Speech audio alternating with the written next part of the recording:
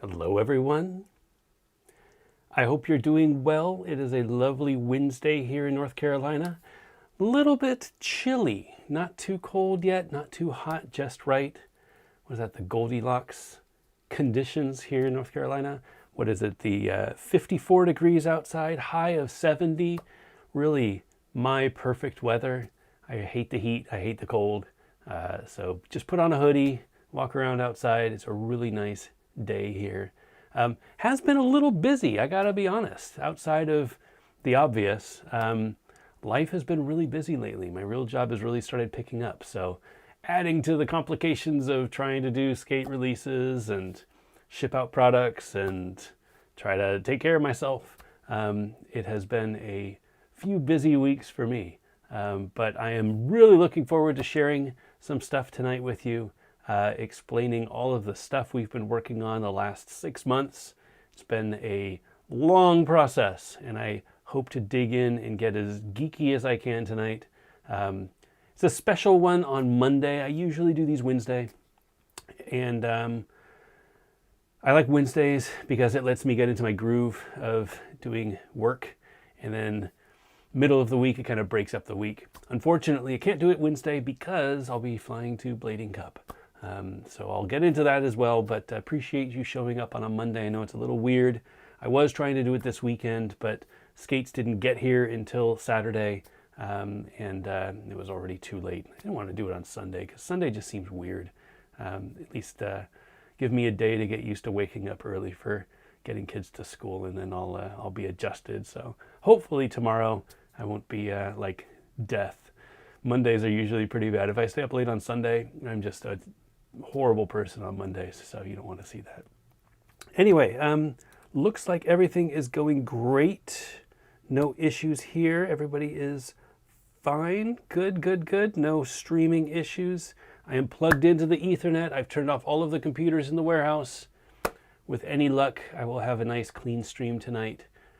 Please let me know if you see any hiccups or any issues. I have 0 packet loss so far, but that doesn't mean it will remain. So keep me honest if you see anything funky going on. Let me know in the chat. Otherwise, hope to get right into it. Not going to be a lot of fluff tonight. Really action-packed gear talk. So hold on to your butts. All right, let's get started. Hey everyone, welcome to Gear Talk episode 132.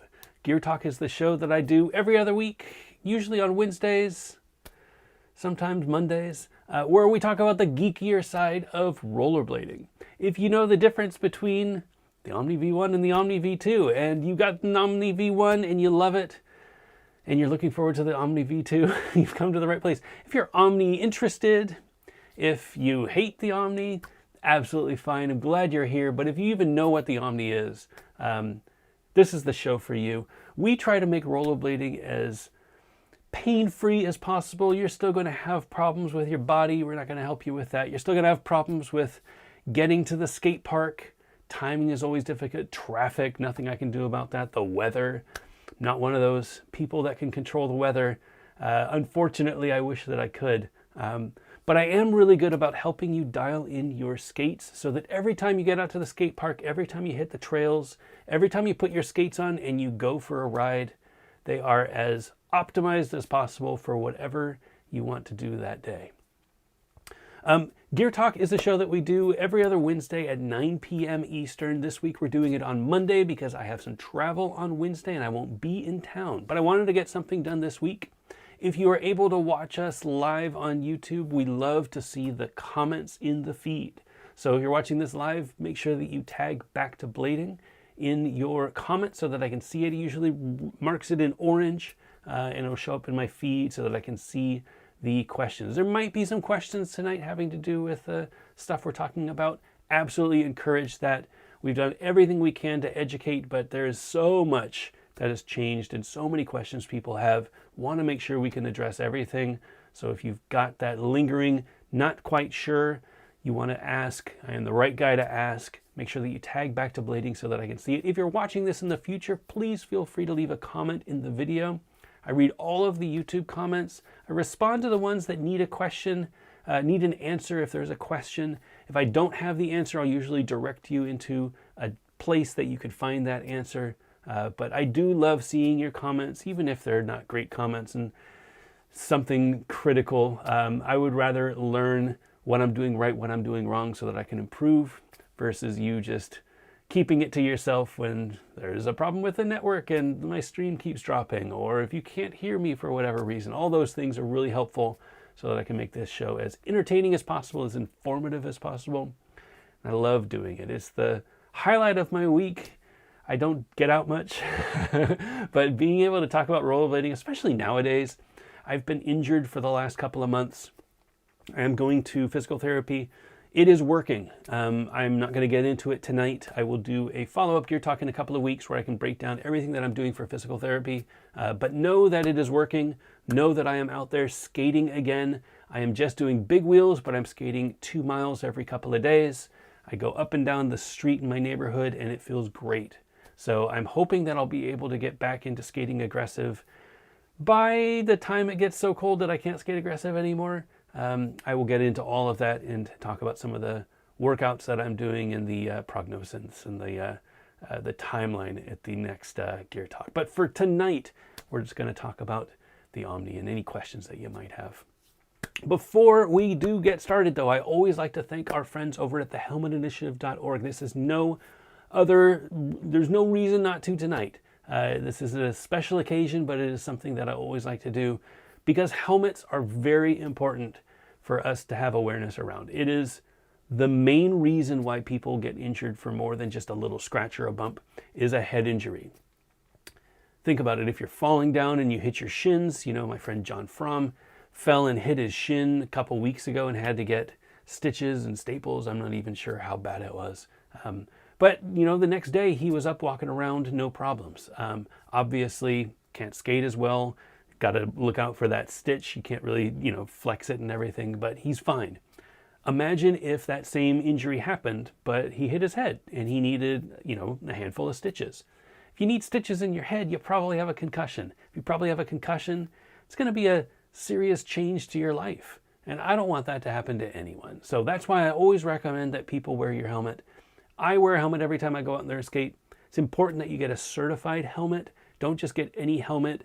Definitely don't grab the helmet that you used to use when you went to the skate park in the 90s. It is not going to be safe for you to wear that helmet anymore. You need something with a little bit more structure, not just padding. You need something that has fresh plastic so that if you hit your head, it actually does something. Helmets suck. It is so much nicer to skate without a helmet. But getting a brain injury is really sucks. So you don't want to do that. Having a nice helmet that will keep you protected when you fall down is super important. They cost around $50 or $60. And this is something that I would love to help you with if you are somebody who wants a helmet but can't quite afford a helmet right now. Go to backtoblading.com/helmet, backtoblading.com/helmet. And there is a form there that you can fill out for a chance to win a helmet. So every episode of Gear Talk, I give away a helmet. Either it's a helmet that I have on hand, which is donated from our friends over at thehelmetinitiative.org, or we use some money from our Patreon supporters and our YouTube ads to purchase a helmet for somebody if we don't have one in stock. That happens sometimes. We don't have one that fits you. Or if we need to ship it out, that's where the money goes for shipping it out. If you're outside of the US, instead of sending you a helmet, which is really difficult, really expensive, I would much rather just send you some money so that you can support a local skate shop so we don't waste money on shipping. That money comes from our supporters on Patreon. So patreon.com/backtoblading, good place to go if you got a couple extra bucks a month. It all goes towards the Helmet Initiative and keeping the lights on here. It's not a ton of money, and I always recommend if you don't have the means right now, if you are a student and you're saving your money, if you're investing in your family or in your education, I don't want your money. This is for people who have a little bit of extra money and just want to help out with our helmet giveaway. Patreon.com/backtoblading, place to go for that.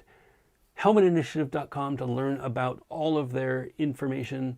And backtoblading.com/helmet if you want to fill out your information for a chance to win a helmet tonight.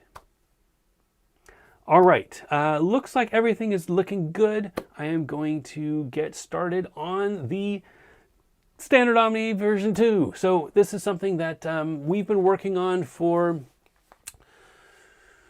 man, I mean, it was probably as soon as we launched, we knew that we had to make some adjustments so that it would be a more comfortable skate for more people. And I'm pretty open about things that happen with products when we find something that could be improved, when we make improvements on things. And this was something that was fairly obvious right from the get-go, that maybe the direction that we went with V1 was great for me, but it might not have been great for a majority of people out there. And what I mean by that is the material that we chose for V1. So the standard Omni V1, this is what I skate now. It came in white, it comes in black.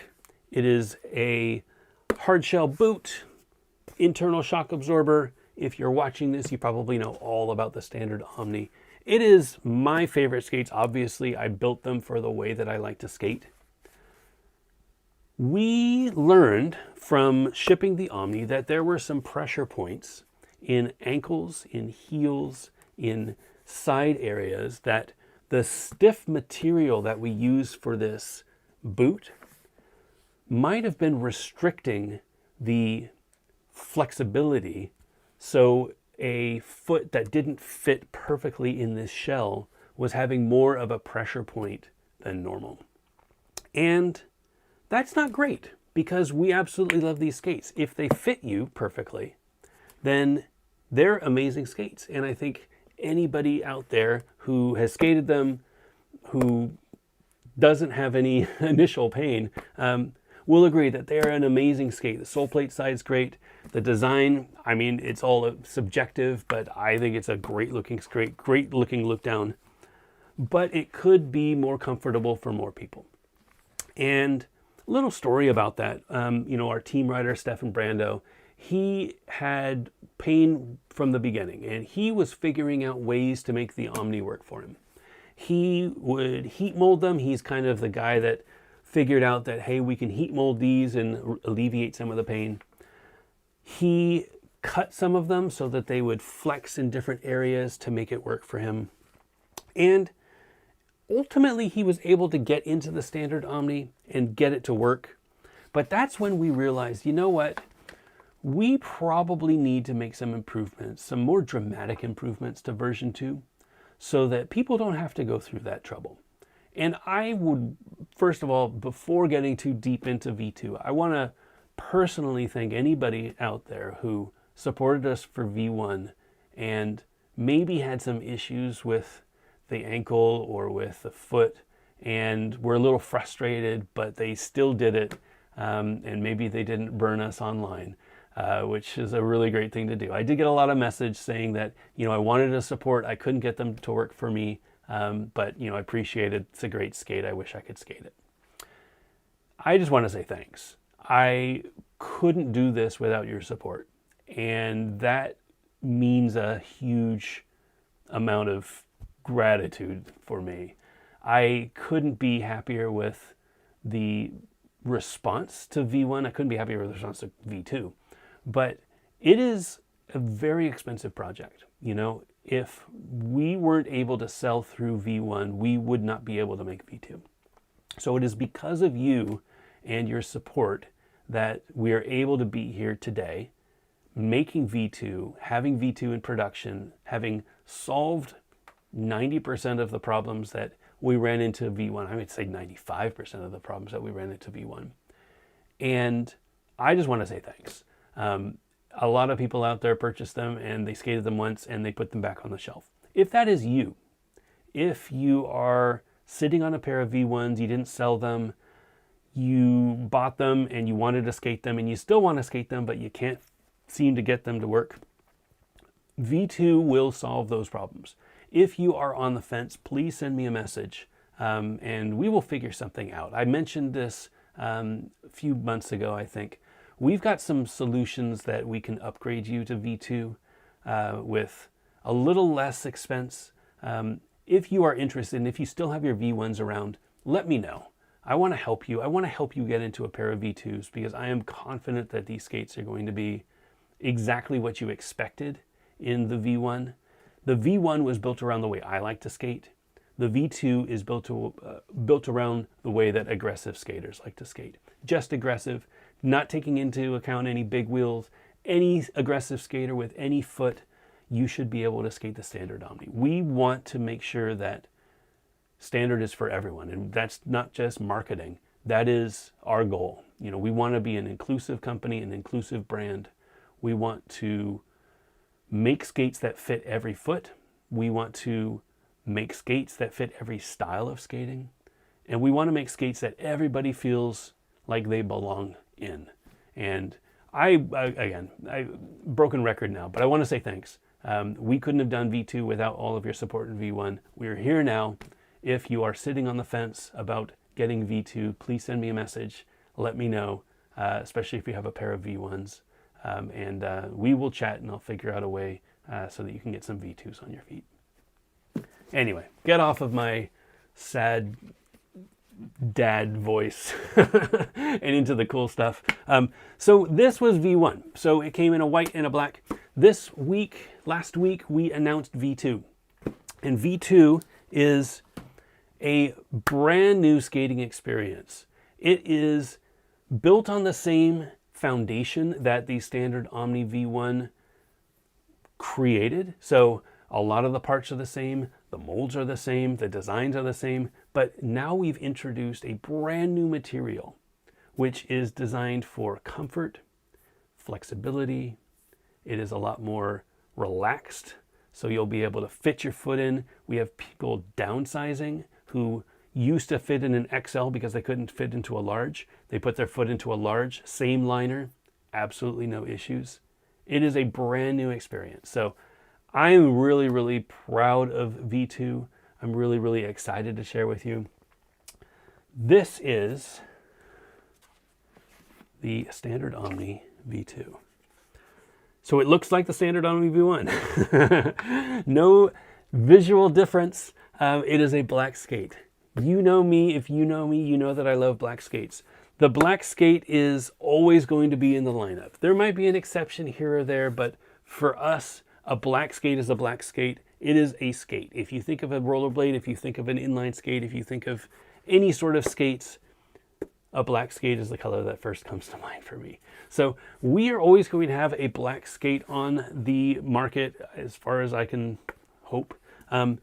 This is the V2, and you can tell that it's the V2 because the tan line. So the base is a painted base. You can see on the V1s, bad example because I'm wearing a black base plate, but you can see the line is black. The little line between the sole plate and the boot is black. In this case, I'll show you those in a little bit. In this case, the line is tan. That is a great way for us to distinguish between each of the versions of skates that we are releasing. So if you send us a message and you say, hey, I need a replacement part, and we can say, oh, what version Omni are you riding? You'll be able to look at the color and you'll say, oh, it's a V2 or it's a V1 or it's a V4 or whatever. We're trying to keep these black skates as clean as possible. So it is a black boot, black sole plates, black frames. We are making a tan wheel to match. So you can see these are the 5890 wheels. And I will say, since you're probably going to ask, this tan color is actually not the final color. This was spray paint that I put on. You can see that it's not painted perfectly either. The factory has the tan color that matches the wheels. They also are making the anti-rocker wheels to match the tan of the boot and match the tan of the wheels. So slight color differences with this sample. The painted line is not production. We are getting the first production skates next week. I'll get into that a little bit. But the colors might change a little bit when they get to your house. But know that predominantly it is a black boot, black frame, tan wheels. These are the 5890. These are the rounded profile wheels that we had last time. Same ABEC 9 bearings. Absolutely no problems with these wheels. Best stock wheels on the market, if I do say so myself. The anti-rocker wheels are black here. We don't have the tan wheels yet. They are in production, but the tan wheels, anti-rocker wheels, will match the tan line, which will match the tan 58mm wheels. And that is the skate. Very beautiful skate. Very clean, not too much going on. Try to keep it as subtle as possible with the black. But the opposite of subtle is our first pro skate. So I'm thrilled to finally have our first standard Omni pro skate. We've always wanted to do pro skates, and if you know me, you know my background with 50/50 and growing up in the times with USD and Senate and Medium and you know, all of the the powerhouse brands back then. One of the things that I loved about that era was you would find skates that had pro product on them.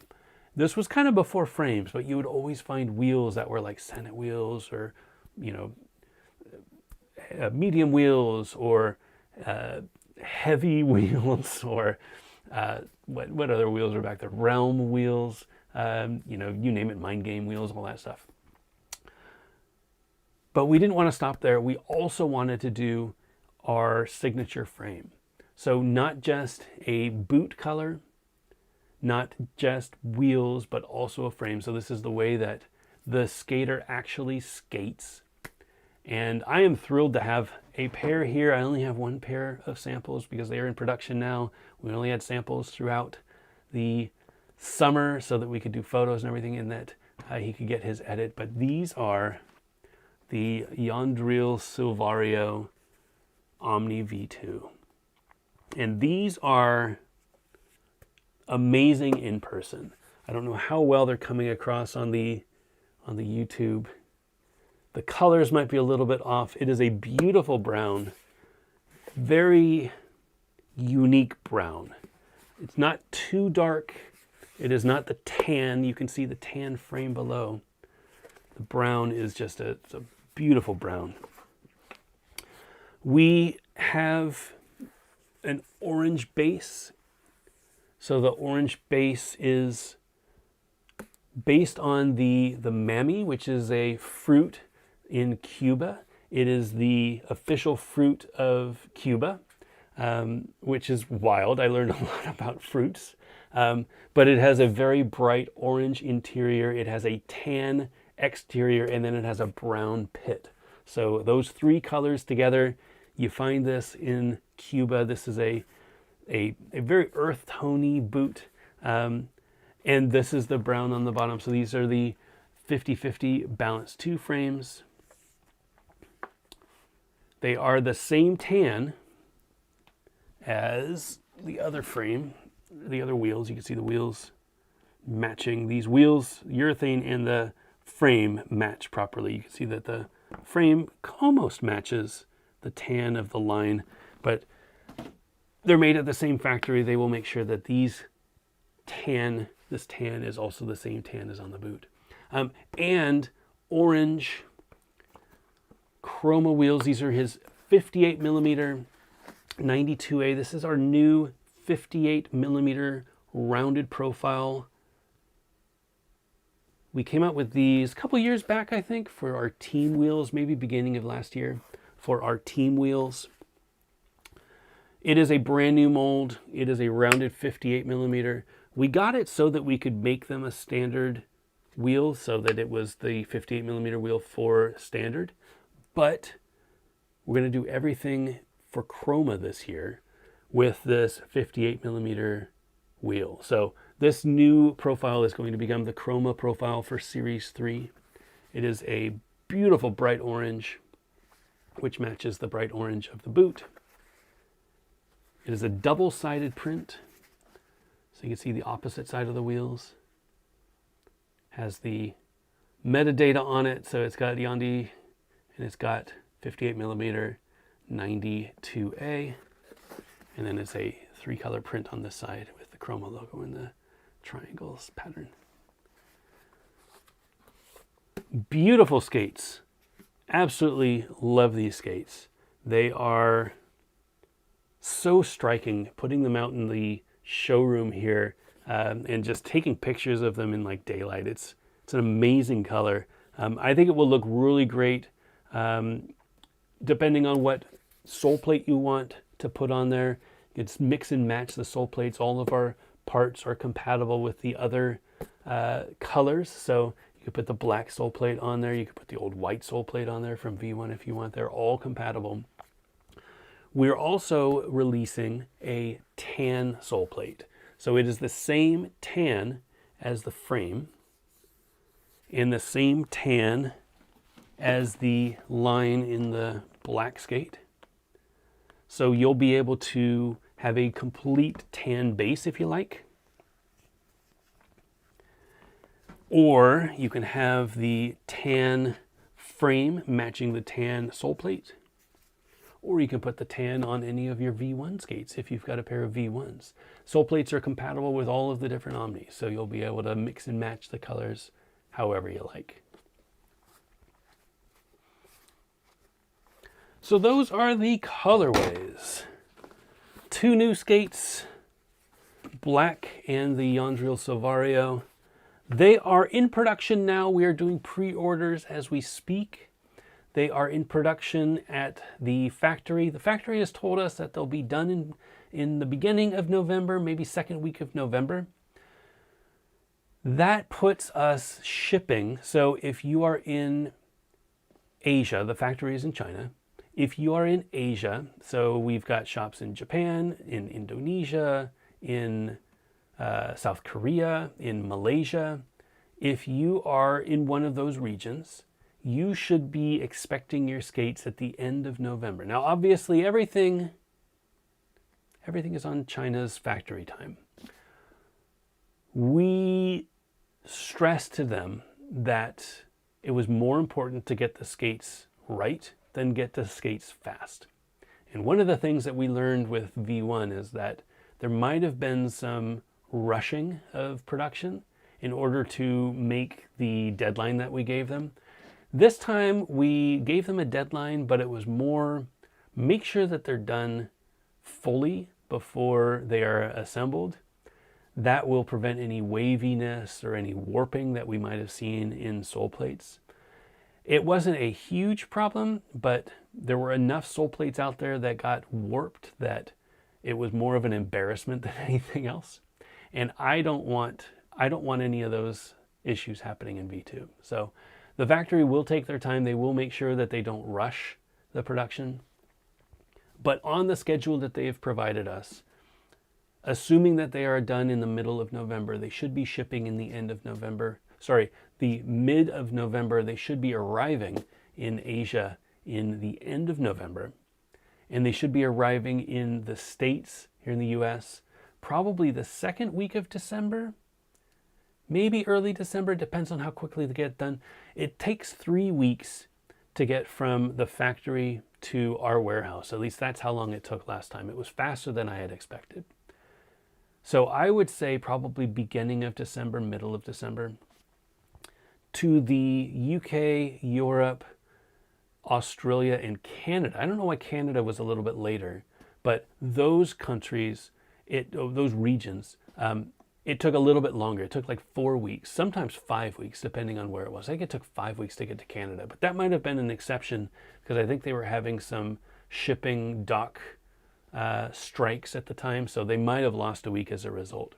I would say 4 weeks. I would say they'll probably have them by the end of the year. So end of December is pretty likely.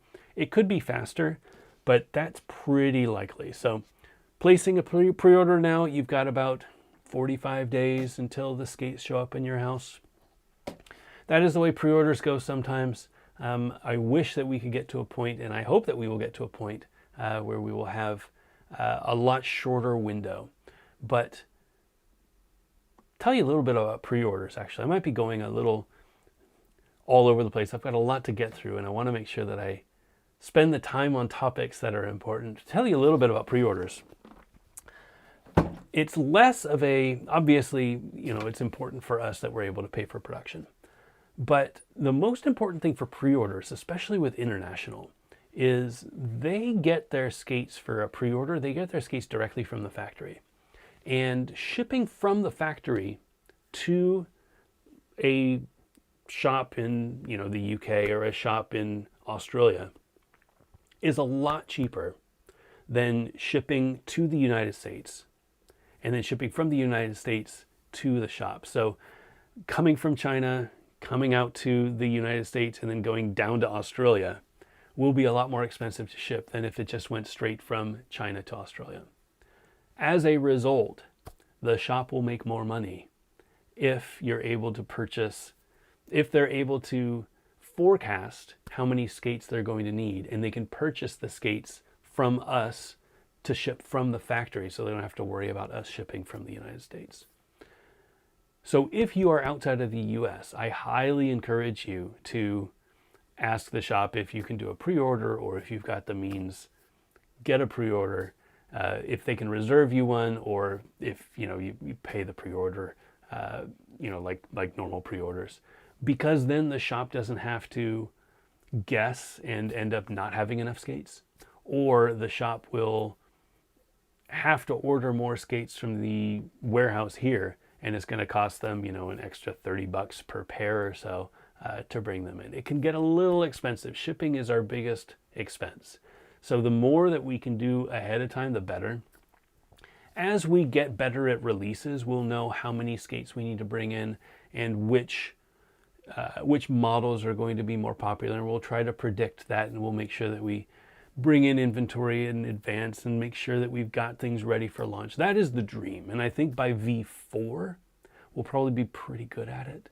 But right now, if you are at all interested, I highly encourage you to reach out to your shop and say, hey, I want to get this pair. What can I do? Can I put a set aside? Can I give you some money to reserve it? Can I pay for it now?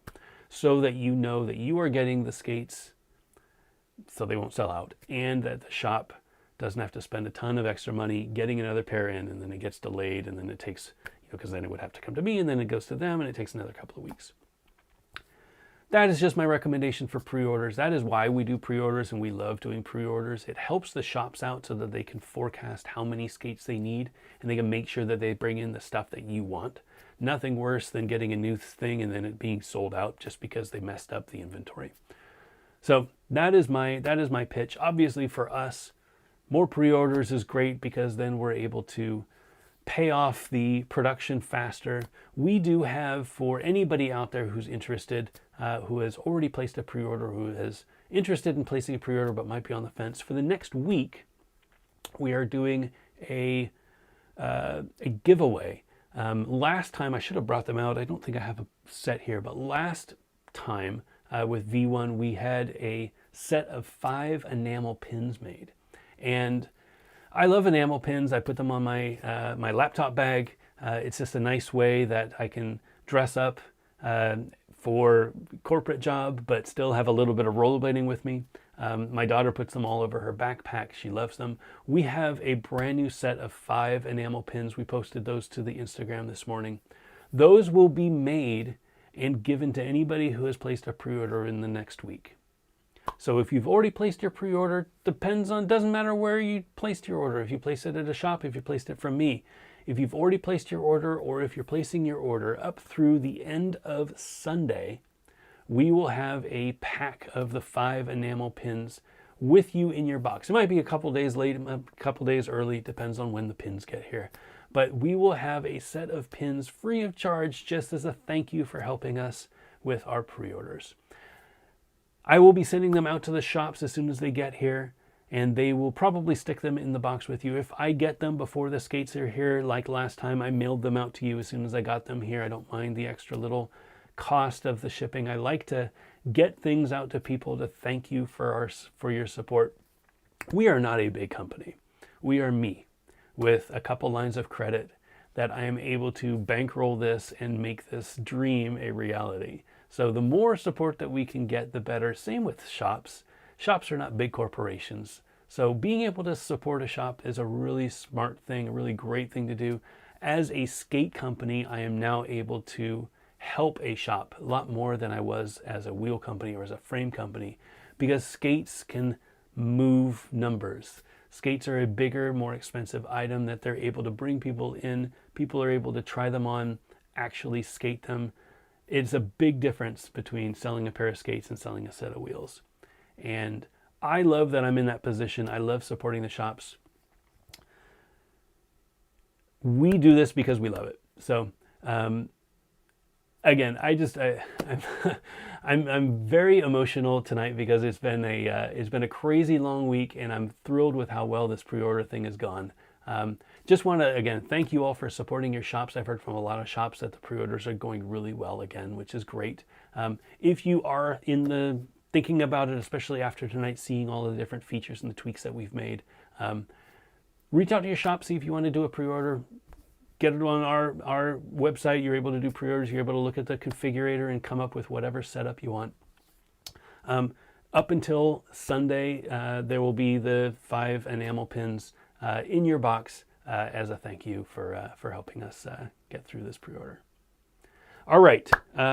So that is my pitch. That is the quick overview of what's going on with V2. I do want to get a little bit more into what we changed. So I mentioned at the beginning of the show that V1 was a learning experience. I think that it is really difficult to make a skate for everyone if you haven't had everyone try the skate. And with V1, I was the only tester. So not only was the skate my size, but I was the only one that I trusted to skate it because I didn't want it to leak. We were really secretive about our release, and I didn't want the pictures to go out there. I didn't want people to see it. I wanted to keep it kind of close hold until we got to a point where we were actually ready to share it. And I skated it throughout the summer. Now, I learned a lot from making that skate. As soon as we got it to the team, I started learning even more. And one of the things that we learned is that a flexible skate is really nice for tricks that I'm not super good at. You know, topside tricks, a lot easier if you've got a slightly flexible skate. Any of the real good control tricks, I think that I'm a good skater, but skating with Brian, skating with Yandy and Stefan and Luke, you can see they really use their edges in a different way that I do. They use their grip, they use the control, their ankles and stuff. That, seeing them skate the V1 versus the V2 is like night and day. They are, and you can see him, Luke's been skating the V2s all summer. You can see it in his clips. Brian, I think Luke's still in V1. One of the betas. Brian's been skating the V2s for like almost all of summer. And he is skating on a different level. Like the things that I see him do, the control that he has, the confidence that he has, it's really amazing to see. So not only is it a fit issue, but it's a performance issue. The material that we ended up going with for V2 is a good mix of flex and support. Let me walk you through the timeline of the materials that we tested. So we went through, I would say, 6 different materials. And honestly, I can share that this skate is not a proper V2 skate. This is a V2 colorway, but the materials that I have here are actually like a beta 3. I think it's a beta 3. So we went through 6 different configurations of testing to figure out what materials made the perfect skate. And we switched plastics. We ended up switching a plastic. So there are different plastics that we can try from the factory. This plastic is the V1 plastic, but it's a little flexier. So it is a plastic that we will probably use in the future. But for V2, we switched to a completely different plastic. It is a polyurethane-based plastic. It is a different formula. We played with a few different formulas to dial that in, get the stiffness right, get the responsiveness right. But it is a different plastic than the V1. So you will get slightly different performance, slightly different characteristics. The flex on the V1 noticeably different than V2. Let me show you what the difference is between V1 and V2. So this being the V2 beta 3, I guess. It's hard to see, but you can see the flex. It is still not super flexy. This skate worked really well. It is flexible, more flexible than V1, but it still wasn't perfect. It was still causing pressure points on some of our testers. So we swapped over to the other material, which is this. This is the V2 material.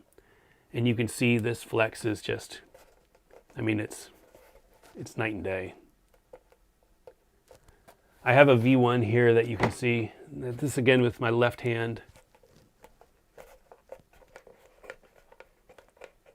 Like it's a pretty rigid supportive boot.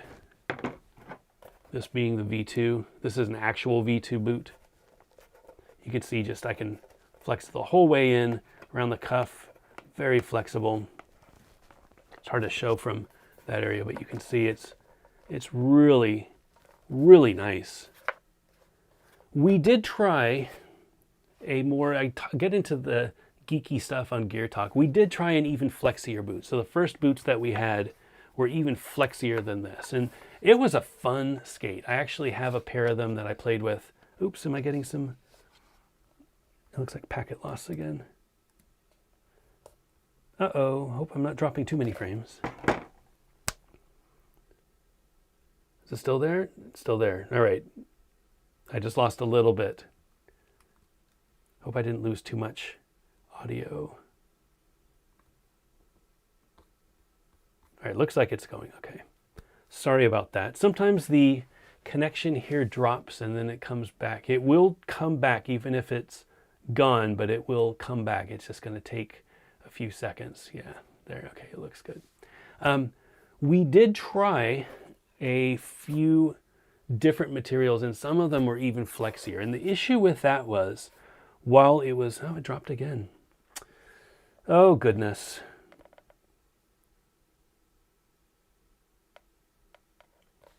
All right.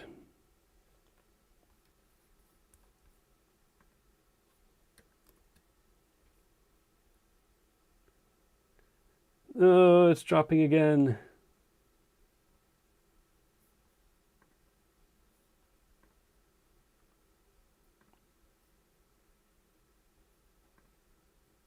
All right, let's see if it's back up.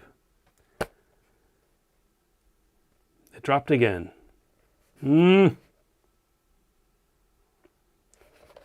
Well, dropping.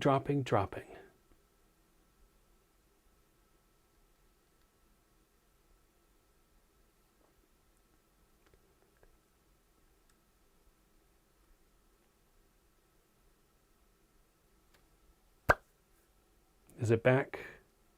I see the stream just dropping and coming back and dropping and coming back.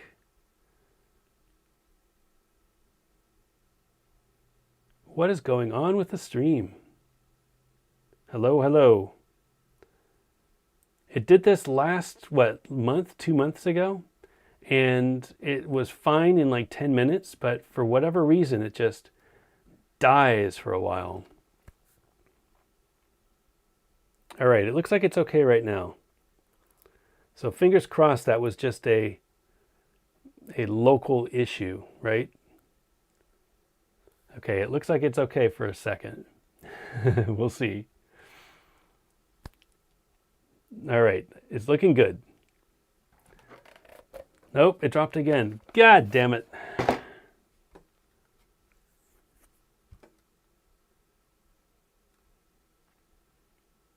All right. Yeah, I don't know what's going on. I am hardwired into Ethernet. I shouldn't have these streaming issues, but it just stops streaming for some reason. Ay. Never fun. Never fun playing with technical issues that are out of your control. All right, so what should I do? I guess I can keep talking about it, and then as I see that the stream drops, and I'll get back to it.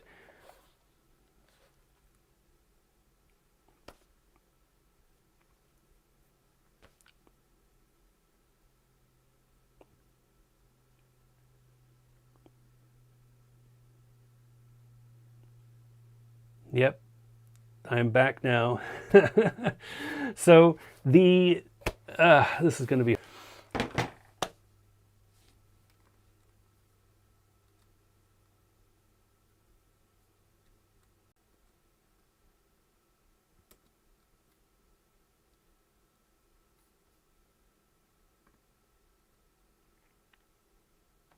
Yeah, I don't know what to say.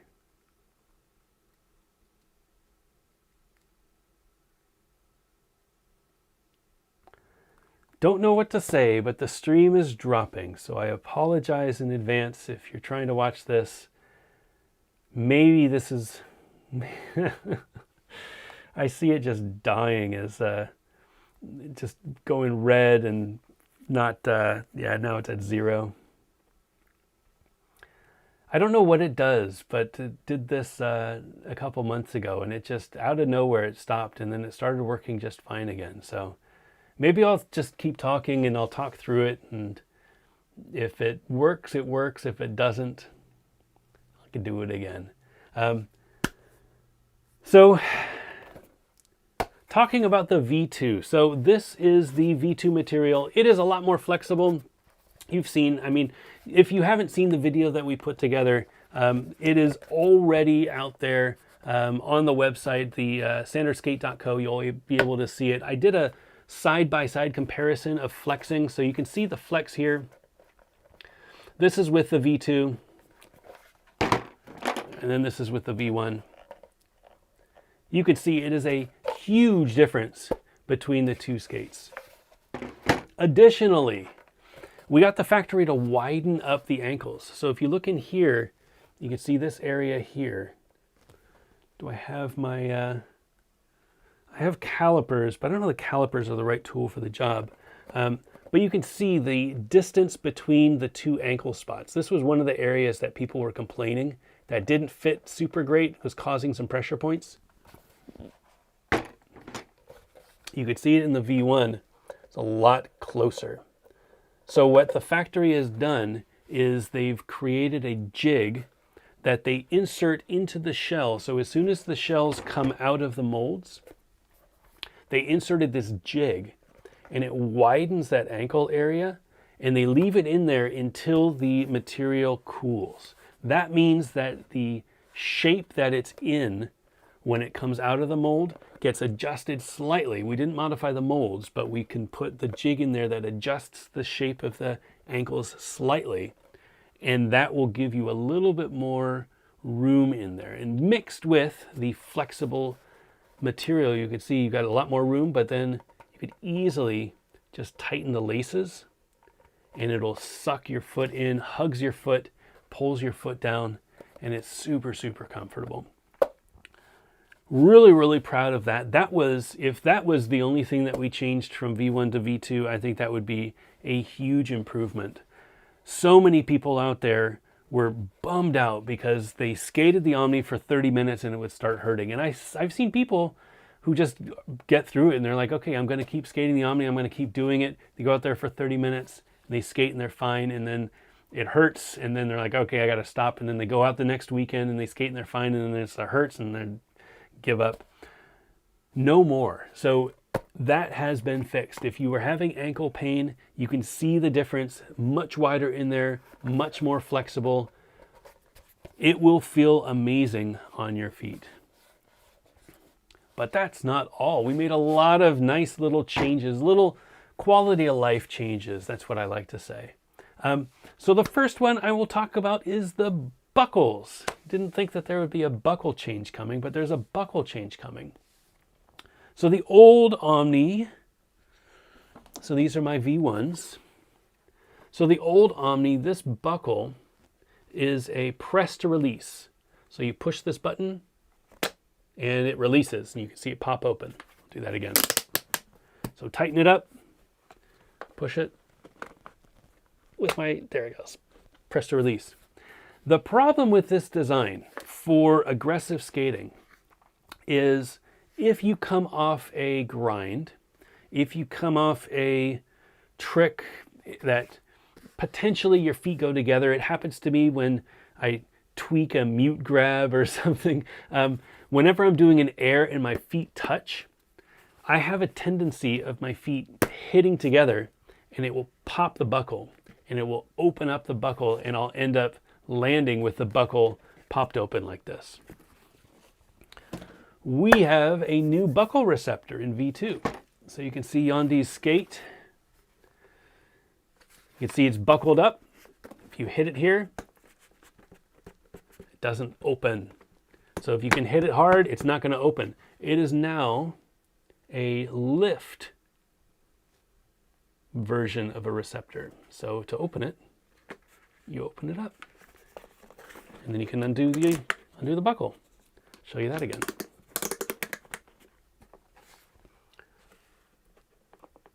See? So much easier, right? So now you won't have to worry about your feet hitting together and your buckles popping open when you're not ready for it. Nice little quality of life improvement. We listen. When people say that there's a problem with the buckle receptors, we say, okay, what can we do to make them better? And we made them better. Shock absorbers. So the Omni is a flat sole boot. You can see the mount in the bottom. It's completely flat. The way that you get a raised heel, a more comfortable athletic stance, so your heels are raised up. If you look at your shoes, you can see that the heel is a little bit thicker than the toes. You can lean forward a little bit. The way that you get that is with a shock absorber. So this shock absorber goes in the boot. It is a 10 millimeter thick shock absorber. Helps with you leaning forward a little bit, gives you a little bit more lean. Instead of doing this with plastic, we're able to do it with the padded shock absorption, and that means that you'll get a little bit more squish when you're jumping on things, a lot better than just using plastic because you can't adjust the plastic. You're stuck with a very hard plastic. There's no way around it. We included 2 different shock absorbers in the box. So we have this white shock absorber, and we have the one that I use.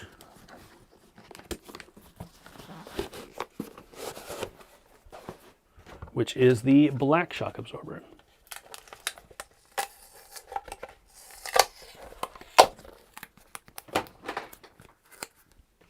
White and black.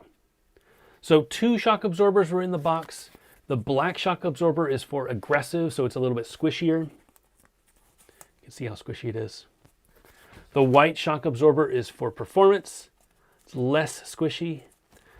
The problem is that the white shock absorber is not as dense as we had hoped. It is less squishy, but it is not dense enough. We wanted this to be almost like a raised heel boot.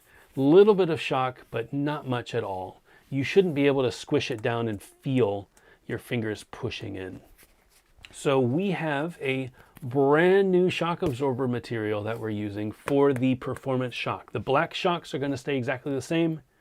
They're the same squishy material that I love, but if you want something a little bit more performant, if you want to simulate the feeling of a raised heel. So if you love a raised heel boot, but you wanted to try the Omnis, but you want to keep skating like a raised heel boot, the new whites, these are not the new whites, but the new whites are a very, very dense material. It will feel like a little bit of padding on a raised heel boot versus the blacks, which feels like you're skating a flat boot with a shock absorber. Little quality of life differences. Didn't cost us anything to change the material, but we listened to what you guys said, and we said, you know what, we could make it a little stiffer. These shock absorbers, I only got a pair. This isn't the one. Again, a lot of what I'm showing today isn't the actual stuff. These were samples that we had over the years. The shock absorbers that we had made, we did get some samples, and I sent them up to Todd and Joey at Mushroom Blading. And they've loved the Omni since the beginning. They made the fit work for them. But they skate hard, and they always complained that the shock absorbers would get too squishy. So I said, I got some shock absorbers for you. Will you give them a try and see what you think? And they were testing them for a while. Absolutely loved them. Cannot wait to get them, the final production shock absorbers up there. I think they're going to really like them. I think that you'll like them too. Options is the name of the game. Having a raised heel boot, you're limited with your options. Having a flat boot, you can adjust the height of your heel by just swapping out the shock absorbers. Now we're giving a really nice difference to the durometer of the shock absorbers, so it'll be more squishy, less squishy, depending on what you want to skate that day. Little things, we're listening, trying to make things better for you for skating. Let's talk about the liners. So this is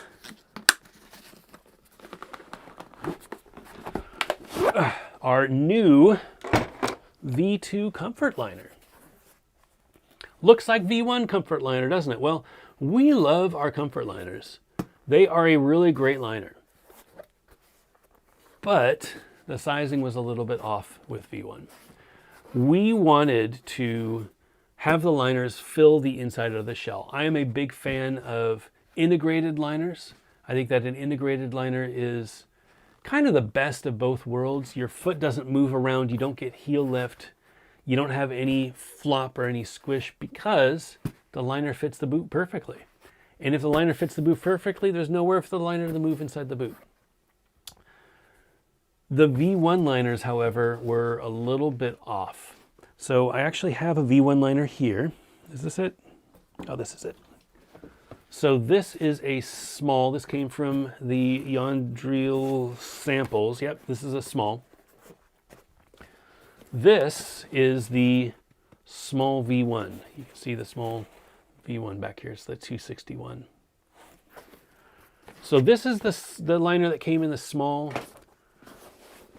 V1. This is the liner that comes in the small V2. Let me put them heel to heel so that you can see the difference.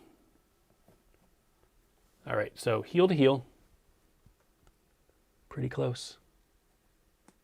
Wait for the packet loss to stop.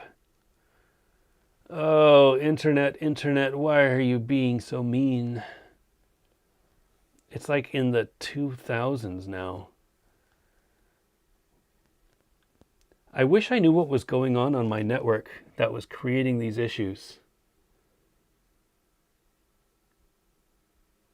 Because I don't know what could be causing them, but it is very, very bad right now. All right. Yeah, seeing the thing, it is just red, red, red all the way down. See if I can get into my... All right, it's looking just the worst experience here. Maybe I just need a new router. I haven't tried swapping the router. That's one thing I haven't done. All right, let's try this.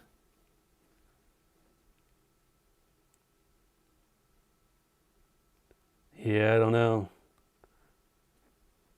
I'm looking at the network to see what's using it, and it's just my MacBook here, and it's looking like it's good. It's wired connection. It's 2 megabits up, which is not much. Don't know where all the megabits are going. Yeah, it's weird. It's like I've got 10 meg up. I should be able to flood it, but for whatever reason, I'm capped at 2 megabits right now. So I wonder if it's my ISP or what. Does not make much sense. Let me flash the, I won't flash you, but I'll flash the stream again. All right. Still showing red, still not great. Oh, it's so frustrated, guys. It's so frustrating.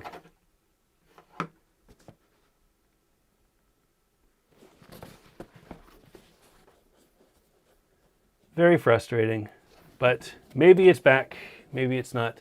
Anyway, let me show you the difference between these. If it gets through, it gets through. If it doesn't, I won't dwell on it. But you can see the heels So this is the V1 on the right, this hand. This is V2 on the left, this hand. Lining them up at the bottom, you can see heels are heels. These are both the smalls. You can see the toes. So much more space, right? So not only is the toe longer, but we've got a much taller toe. You can see the whole section. So it's taller in this area. It's taller in this area. It'll be much more cozy in there. What we've also done is we've removed some of the padding in the ankles. So you can see this is the V1 padded ankle. This is the V2 slightly less padded ankles. The tongue are still pretty thick, but the ankle area, maybe 10%, 15% less padding on V1 than it is with V2, or V2 than it is with V1. The reason for that is because the cuff is so much more flexible. Now that it can tighten around your ankle, you can get a much better fit. It can come in a lot tighter if you need it to. Or you can keep it looser, but because it's flexible, it bends all over the place. So that will be much more comfortable for your foot. What else did we change? I think that's it. Oh, and the neoprene toe. So we got rid of the neoprene toe. This is something that I'm going to be really curious what you all think. Got rid of the neoprene toe. Neoprene toes are great. The problem is that when your toe is long and sticks out the neoprene toe, it can definitely hurt your toes when you stub your toe. So we wanted to put a little bit of padding in there instead. So now the toes have padding instead of the neoprene. What that means is it's going to be a little less forgiving in length if your foot isn't the right size for this liner, but it'll be a lot more comfortable if it is. So we're looking for feedback from the liner. If people get the stock Comfort Liner V2, let us know what you think. If you prefer the neoprene, if you prefer the padding. I think the padding is going to be a lot more popular than the neoprene, but we will have to wait and see. As always, the standard Omni is available as a shell only if you want to bring your own liner.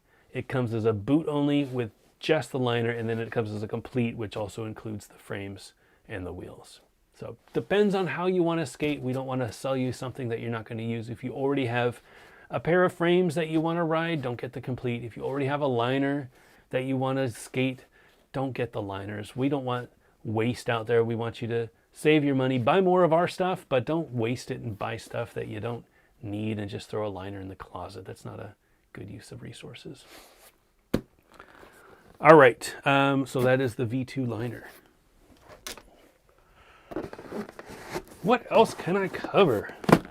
If that were it, that would be a huge release, right? So we've got new material, we've got a fixed cuffs, we've got widened ankles, we've got updated buckles, we've got updated liners, we've got updated shock absorbers, our first pro skate, the best team in the world. I mean, everything is coming up Millhouse over here. But that's not all.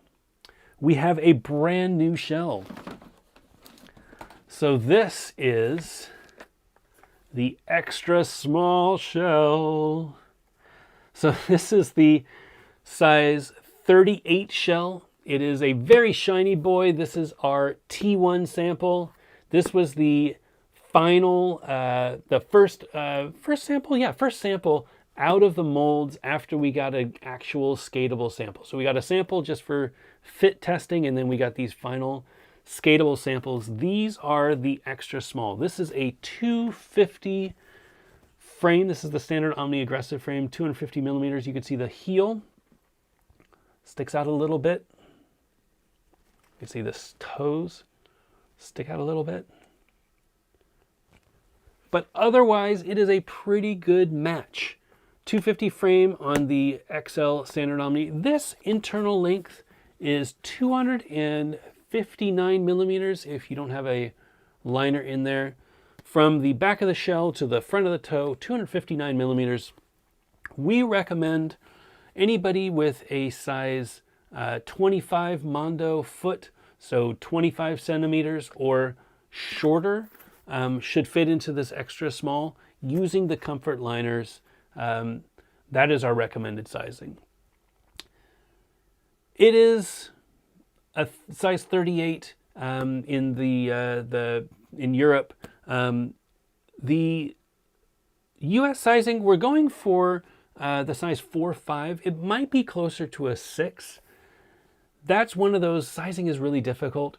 We can tell you the Mondo, we can tell you the length, but until people who say, oh, it feels like a 45, or I'm sorry, it feels like a size 5, or it feels like a size 4, or it feels like a size 6, until we get those people out there trying it, it's hard for us to have a real good definition of the size. We can give you the numbers, but we can't give you the feels like.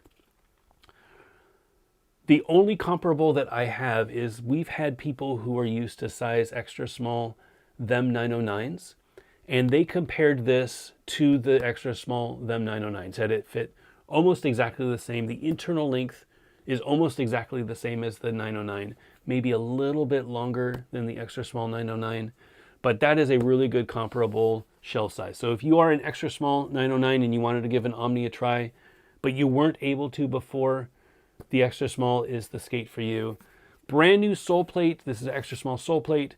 Brand new cuff. Brand new cuff. So we have the size 1 cuff on this. We have the size 2 on the small, medium, and large. And then we have size 3 on the extra large. So we have 3 total cuffs now. We have a sole plate for each size. Brand new shell, size 38 shell. This is our extra small. I'm really excited to have this because there are so many bladies that come by the shop that are struggling to find a pair of skates that they like that works with their fit.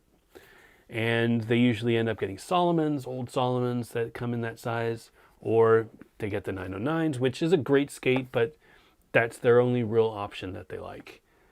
They can't get... I guess some of the USDs come in there. I don't know if all the Aeons come in the small size. Do the Aeons come in the small size? Maybe they do. The blade, the what's it called? The Loca, I think, from Razors, the Razor Shift. So there were a few down that small, but they wanted to try the Omni and it couldn't fit their feet. So not only from a bladie's perspective, but from a kid's perspective, it's going to be great to have, and from people who just have small feet. Don't want to rule out people who are just small-footed. It's going to be great to have a skate that actually fits the way that you like to skate. And yeah, it's a really, really big release. Again, if it was just new material, that would be one thing. If it was just a new buckle and shock absorber, that would be one thing. But add everything together with the comfort liner and the new extra small skate. And I'll add a ton of production updates to make sure that the skates coming off the line into the boxes are as high quality as the samples that we received. That is the goal for production.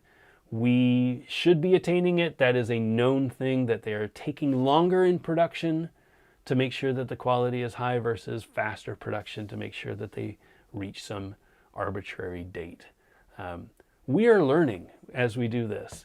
We are learning from dealing with the factory, what works well. We are learning from getting feedback from skaters on what they like and what they don't like and what they need improved.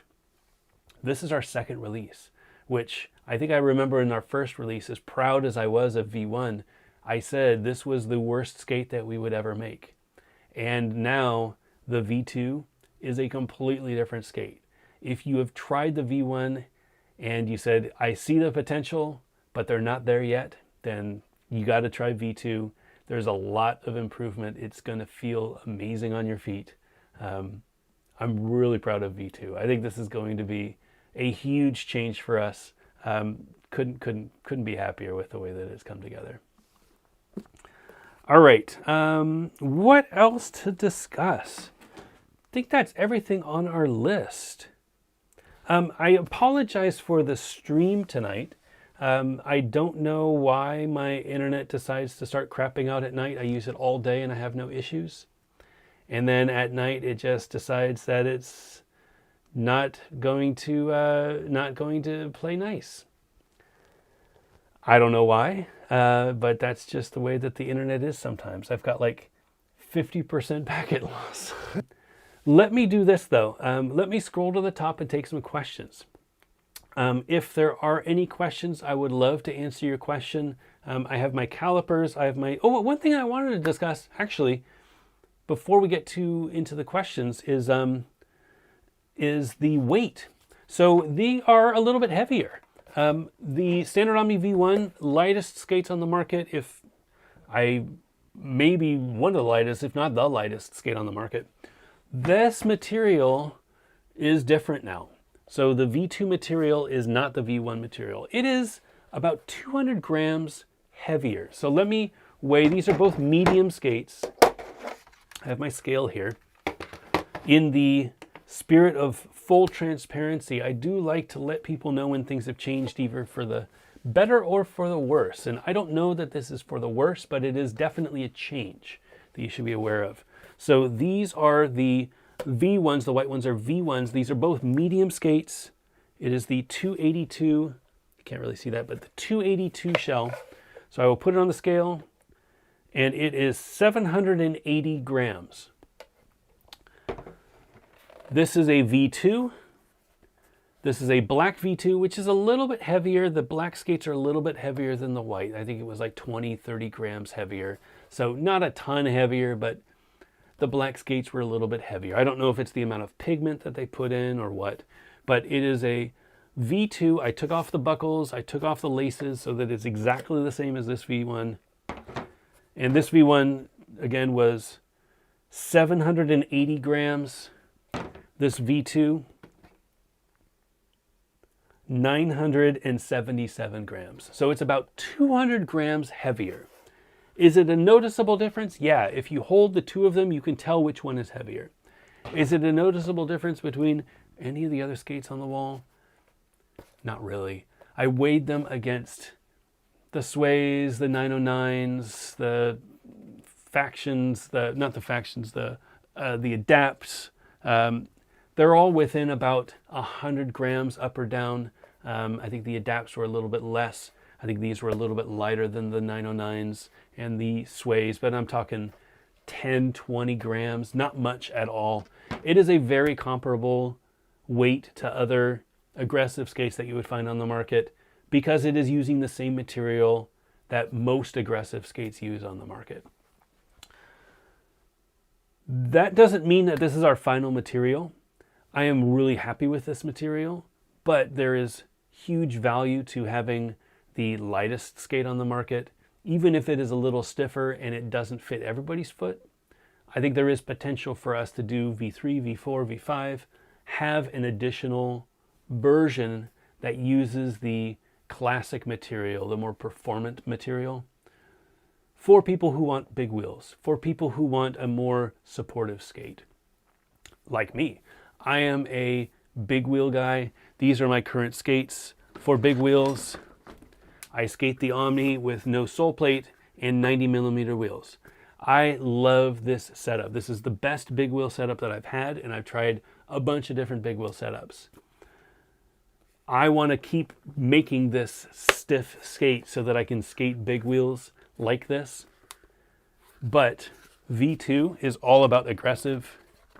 V2 is all about, there it goes, fixing the fit concerns and fixing the flex concerns.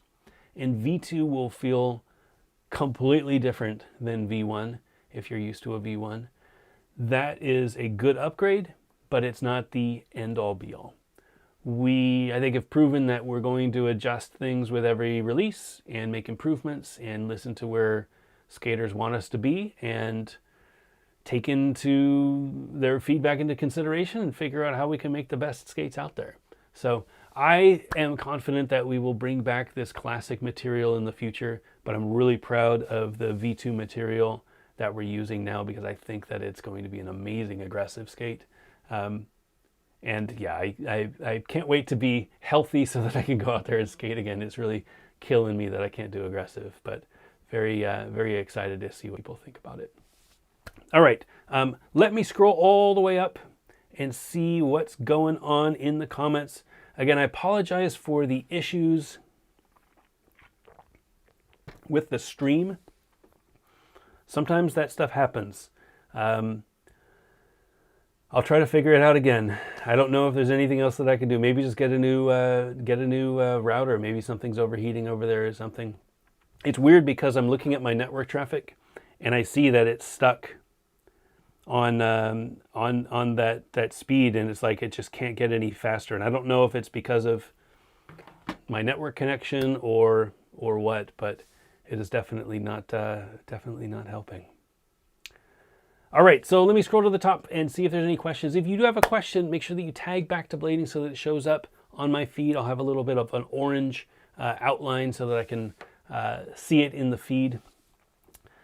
Ravenous Pathogen, we need a clear boot like the Danny Beer 909. I loved those boots. I think that was a very unique look. With a clear boot, I think what sells it is a really cool looking liner. So we would definitely have to up our liner game before we could do a really cool clear boot. But maybe it's in the cards. I'll have to see. There might be a possibility of that in the future. We'll see. Jordan Skates, can you hold up a medium and a large next to each other for length comparison? I can. Let me take this one off. Oh. So this is the large. Let me take the frames off of this large. This is a large V1, but it shouldn't matter. I don't think I even have that sole plate mounted. All right, that sole plate's off. Taking the frame off. All right. Did it come all the way off? No. All right. So this is a large V1 and a medium V1. Heels lining up. It is about 10 millimeters difference. We tried to do about 10 mil between each of the shells. I heard from testers that that have tested the large V2, that the large V2 feels longer than the large V1. And they say this by comparing the extra large to the large and trying the same liner in, and they're able to skate the large. When with V2 they were unable to skate the large and they had to go to the extra large. That was a really interesting observation, and I think there's a couple of things that could be at play here. One is the material. I mean, already we talked about how it's a little bit heavier. Let's see, it's hard to see with. We already talked about how it's a little bit heavier. This material is a little bit different. So there's potential for it to cool a little bit different and maybe give like an extra millimeter in one direction, in another direction. I don't know. Another possibility is because it's more flexible, when you put your foot in there, it's going to feel like it's a little bit wider. You know, if you have this open a little bit more, maybe that would change the geometry around your toe and alleviate some of that pressure so it would feel like there's a little bit room in your toe. Versus with V1, you can't really open the area. With this, I mean, it's easy to open. So if your foot is wedged in there in a more flexible boot, maybe it changes the shape a little bit and would give you a few extra millimeter here and there. Either way, our sizing chart remains the same. If you have a little bit more room in there, that is a good thing, but it's not enough of a change to say, oh, well, the large is now the extra large or the medium is now the small or something like that. The sizing recommendations stay the same, but you're going to get a little bit more comfort and a little bit more flexibility in the sizing now. Excuse me, in the sizing that you, if you go off the chart, the sizing that you need for whichever shell you're supposed to be in. All right, scrolling through. Brian Allison, slightly off topic, but what's the difference between the standard frame and the Balance 2 frame? That's a great topic, not off topic. So this is a Yandril Balance 2 frame, and this is, oops, it was a standard frame. This is the standard frame. So I designed both of these frames. They are both using the same guts. So inside each of these frames is the same like foundational design. Aside from the cosmetic, this having a raised, a flat area with a little bit of a raised edge under here, and this being contoured with the juice bumps that protect your axles and help you with a little bit faster on soul tricks. The grooves are slightly different. So this has it's the same split. I think it's both 110 millimeter split. And just to clarify, these are both 250 millimeter frames. So these are both the medium frames. 110 millimeter split, but you can see the groove is different. So the chamfer is the same, but if you look at the bottom of the H blocks, this H block is completely flat. And then there's a chamfer, so it eliminates break-in time. And then it's flat where you do your fast slides or you balance your tricks or whatever, bouncing on coping or whatever. With the standard frame, has a deeper chamfer,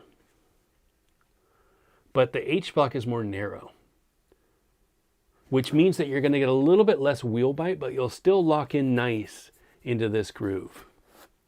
If you look at this H block here, it is a very wide H block. It is a wide H block from the length side, but it's a narrow H block from the width. It's a pretty unique design. I don't think there's other skates that have that narrow H block. Usually with a balance frame and other frames, the line of the inside of the frame is the line where the H block starts. So you can see this line goes completely straight, and that's where the H block is. With the standard frame, this line actually comes in, so the H block is closer in. You can see it's here where the H block is, and then here where the frame starts. We designed this to be an all-around frame. 50/50 Balance 2 frame is more of a refined frame. It's a really good lock. It is a deeper groove. It's going to be a little bit harder to skate flat, but when you skate flat, you're going to lock on. When you skate flat, you're going to lock on a lot more solid. With the standard aggressive frame, when you skate flat, it's going to be a lot easier to skate flat, but it's going to be harder to stay locked on. That's probably the main difference. Also has one-sided axles, so these have one-sided axles. You only need one tool. But other than that, it's a fairly similar frame design. I love the Balance 2 frames. I wanted to use all of the inspiration that I have from the Balance 2 frame in making a standard frame. But it is a very different frame. As you skate it, you would feel it's a very, very different feeling frame. Great question. I don't think I've talked about that, actually. Adam Lenz asked, do the V2 work without the sole plate? They absolutely do. So I haven't skated these. I actually skated the Beta 5 without a sole plate. Now the Beta 5 is the more flexible. It looks like I'm not going to say it out loud, but it looks like the stream is fine. I tell you what the hell is happening for 20 minutes where the network just dies? Any IT professionals out there that can tell me what was happening from 9:40 until 10:10? 30 minutes of just horrible packets, and everything is fine now. I don't get it. I don't get it. I do work at a networking company. I don't do networking, but I do work at a network company. I can ask some friends. They might be able to help me out. Anyway, back to the subject at hand. Yes, you can skate the V2 without sole plates. It is the same design. Pop off this sole plate. You can mount the frame directly to the boot. Should have no issues. It is the same 7mm thick base. 7mm thick base. Where did the large go? Did I have it? I did have it. Oh yeah, the sole plate comes off. 7mm thick base as the V1. But because it is more flexible, it is not recommended to skate with big wheels. So if you were skating 90mm wheels on a V1, like I do, this setup, this is absolutely fine with a V1. I probably wouldn't go hundreds, but 90s, I don't think there's any issues whatsoever skating 90s on a V1 standard Omni. If you try to skate the 90s, get out of the way, Mr. Fifth Element. If you tried to skate the 90s on the V2, you would get more flex because it is a more flexible skate. We do not offer a 45-degree strap. We do not offer a ratchet buckle. It is an aggressive skate. So as such, it is designed to help you with your lateral flex when you're doing royales, when you're doing topside tricks, when you're skating and you need more ankle control. That is what this skate is designed for. In saying that, this V2, the final shipping version, is stiffer than the Beta 5 V2 that I was testing. I skated them with my 90mm frames in the parking lot. It felt all right. If you are just skating around town, you will have no problem skating a V2 with big wheels. I would recommend sticking to 80mm or lower. I wouldn't go up to 90mm with a V2, but I think if all that you're doing is skating around, you should have no problem skating up to 80mm with a V2 with no sole plate. With a sole plate, probably better. I never tried it. Probably better, a little bit more responsive. But really what you want is that V1 material, because that V1 material is so stiff, so responsive, you're not going to have any issues with any flex. You could skate easily up to 90s and have a really great time. Great question. Great question. As I'm saying this, if there's anything that I can help you with that maybe there was packet loss and you weren't able to see visualized, I can hold up the skates again, talk about anything that might have been missed. It looks like my internet is fine now, so that's fun. That mountain, maybe the wine store is stealing your Wi-Fi. It's possible. I would think that if I looked at the list of people devices that were on the network. My MacBook is the only device pulling anything, and it was maxed out at, again, 2 megabit. I have 10 megabit, and it should be working fine. Right now, I'm at 6 megabit, and it's been pretty consistent. So something happened. I don't know what, but something happened.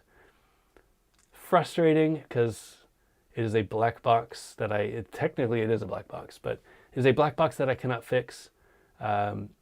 But that is life. Sometimes you get packet loss in life. That one again. Can you get Ben Sanders on the boat from Asia when the skates are shipping? That would be funny. I don't think he's interested in getting on a boat. I think he's in Philippines now. We don't ship to the Philippines. Maybe he can go to Malaysia though. He actually does have a pair of V1s that I'm upgrading him to V2s because he never picked them up. He ordered them and then I think, yes, he ordered them right before Winter Clash. He went to Winter Clash and then I was going to hold them. I put them aside. He's like, hold them until I get back from Winter Clash. And he never came back. So he hit me up, when was it? About 3 months ago, and said, hey, just to let you know, like, I am not coming back for a while. And what do you want to do with the skates? I'm like, well, do you want me to refund you? Do you want me to send them somewhere? Like, tell me what to do. I can send them to you there. And he's like, oh, I don't know. Just hold on to them. And I said, well, let me upgrade you to V2 since we're so close. And we knew that we were having some pressure issues and some fit issues. We're like, you would probably appreciate the V2 more than the V1. Let me send you the V2 So I put the V1s back in circulation. I gave him a credit, and then I need to update him to V2s as soon as he gets in contact with me. So that, yeah, that was fun. I wonder what's going on with that guy. I hope that he comes back. It was always nice to have him on the YouTube whenever I saw, like, he was always live. Whenever I would go on YouTube during lunch, he was always live. It was nice to know that rollerblading was always there, you know? Right. Pablo skates again. Did you end up tapering the inner fins, or did a Flexier plastic fix all the issues? We didn't make any changes to the molds. I say that with a little bit of hesitation. We did thin out a bit of the cuff in the back of the cuff to allow for a little bit less forward flex. That was a thing that the factory noted in the, we had some issues with forward flex. In the early testing, we made the rivets a little bit stiffer. So these cuffs are still riveted. If you cranked down a cuff bolt, you can limit the flex. They are going to make sure that they crank down these rivets so that it limits the forward flex. And they thinned out something in the back to give it a little bit more space that's supposed to limit forward flex. I don't think it's going to make any difference, but those were the two things that we did to do the forward flex. But no, we didn't make any changes to the fins inside the mold. The issue with the fins, again, this is my V1s that I skate. The issue with the fins, you can see how close it is here. This is the skate that I skate. You can also see the cuff, the curve of the cuff. These are the skates that I skate. Now keep that as a mental image. This is a medium V2. Now look at the difference of that ankle area and of the cuff. The way the cuff just, it's the same cuff. The way this cuff is like an oblong shape, it's almost pointed, and this cuff is very round. Like you can see so much more of the inside of the V2 black skate than you can of the white skate. You can see just where that area is just pinching, and in the V2 it's nice and wide. Like even the tapering of this is completely flat. That's the bit that they changed with the jig to keep it flat instead of coming in a little bit. Like you can see here, it comes in a little bit. Yeah, it comes in a little bit. Tell you what, production is hard. Making skates is hard. It is not as easy as just making a frame, 3D printing it, and then sending the file over to the factory, and then 90 days later you get a frame. There's a lot of geometry, and we learned a lot with V1. I mean, V2 is going to be completely different feeling. So if you had any pressure points with V1, but you still wanted to try the skates, V2 is the way to go. Pablo skates, my feet are 266 millimeter. Is the small shell possible with a broken in intuition? 266. I wouldn't do that. I wouldn't do that. I think you're going to be right at the tip. I think the medium is the way to go. I know that you like to ride multiple shocks, so maybe you could get away with it with the small.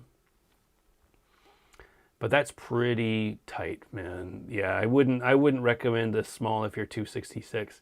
260 is where I would probably stop. 262. But now we're at like millimeters. I mean, it's very, very incremental. 266 is a lot, though. I wouldn't recommend smalls, even with the new material. I think it's just going to be too close, and you're going to get your toe bonked.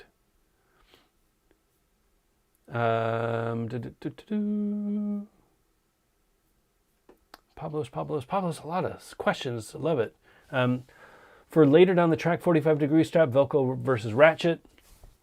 I'm always a fan of ratchet for going distance skating, but if I like normal 45-degree straps for aggressive, you know, I love the USD carbon that has the 45-degree strap. It's Velcro. The Adapt 45-degree strap is Velcro. I think the Velcro strap is probably the easiest way. The problem with a Velcro strap on a plastic boot is if the plastic is too stiff, the Velcro strap really does nothing. I think you saw this with the Aeon. The Aeon material is stiff, and the Velcro 45-degree strap doesn't do anything. But if you had a ratchet buckle, click, click, click, click, it would force that plastic, that stiff plastic, to bend and support your foot. If we have a stiff skate, ratchet buckle might be the way to go. Either way we do it, we won't have a proprietary buckle. We're not making our own buckle. And if we did make our own buckle, we'd follow the same hole pattern as existing buckles, so it would be easy for you to update.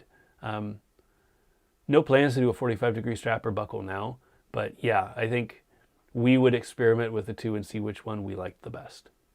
Hard to say right now without testing them. Al, hey Al, great to see you on the stream, man. Any thoughts on maybe thinning out the sole plate a bit? Have heard comments about the height and would help offset the new boot weight. Yeah, that's something that is going to be hard to do now. It would have been a possible thing to do in development. It was my first sole plate that I've made, and I wanted to make sure that I get the angles right. The angle wouldn't be adjusted that much if we thinned it out a couple of millimeters, to be fair. Now it's really difficult to make changes to the sole plate because it is a pretty big endeavor with the mold. Not to say that it's not impossible, but it is something that would be difficult to do without a lot of expense. Now, in saying that, we do have plans for additional sole plates in the future. So this being our first sole plate, it's our first sole plate. Based on what people like and what they want to see, we would love to make more parts that fit the Omni so that in the future you can adjust the skate for the way that you like to skate, I think adapting sole plates it's important that we're able to have a standard for swapping sole plates, that we make it easy for people to swap sole plates, not just for color, but for fit, for performance. I would love to do a very minimal sole plate in the future. I've open sourced the sole plate design so that people can design their own sole plates. It's more difficult to create a sole plate than it is a frame, which is why we probably don't see a lot of sole plate designs out there. But I would love to see new sole plates in the future. Modifying this sole plate probably is going to be difficult and expensive, but that doesn't mean this is the only sole plate we'll ever have. Great question, though. And yeah, it might help with the weight reduction as well. It's not that much heavier, but it's heavier enough. Go to fashion. Are you changing colors with every release? So if I like one color, then have a chance that it will no longer be available with the next release. I will guarantee that we will have as many releases with black as possible. I think that a black skate is the easiest for everyone to pull off. We will always change the color, but as you've seen with my videos, you can easily update this color with some electrical tape, with some spray paint, with some washi tape, with whatever you want.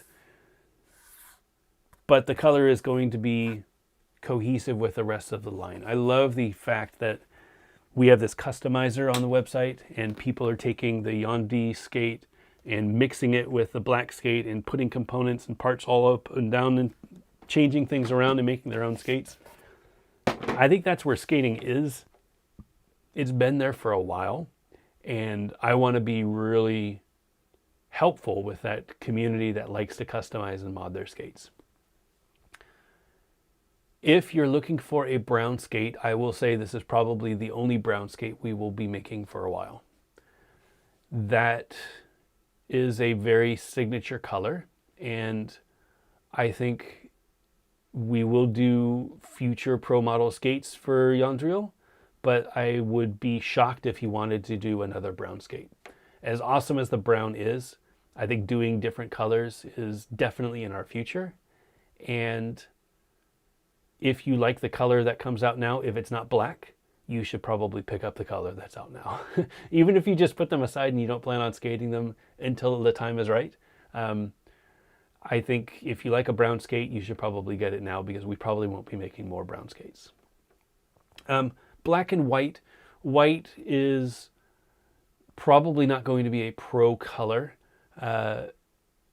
Never say never, but we didn't do white in the V2 because we couldn't afford it. I would love to do 3 colors so that we could have a full 3 color matching system. We're doing 3 sole plate colors. That was as much as I could do. If we had shells as well with 3 sole plate colors, that would be the dream. But we couldn't afford it for V2 because we have no money. Like, we're a small company. But I would love to have black and white for each release, and then a pro model or a signature skate. If I can't afford the white for that release, we will probably just do the black. Great question. So in saying that, get the browns. If you want browns, get the browns. Nick Nain. Sorry I joined late, so I don't know if you addressed this. How are your back, and what have you found of exercise to do before skating in general? Thank you for asking. It means a lot. My back is much, much better. I am going to physical therapy. I have exercises that I do every other day, which include a lot of core exercises and focus on specific muscle groups in my my back and in my abs that should support me when I come off of grinds, skate transitions, things like that. Things that we should be doing as rollerbladers in the first place that we don't do, but we should be working out those core muscles more. And I am planning on doing a video in the future where I break down all of these exercises that I found worked well for me, so that you can do them at home or just laugh at me when I'm laying on the ground doing what looks like nothing and then shaking because it hurts so much because my core is getting a lot of exercise. I will not be skating aggressive for a little while though. I do get out and skate every other day, twice a week, depends. But I'm skating big wheels now. I can't do jumps and I can't do impact, but I can skate.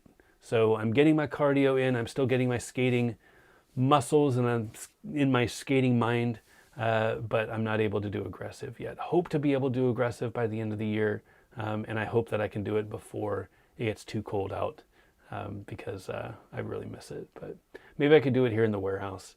Might be a warehouse winter. But thanks for asking. Really appreciate it.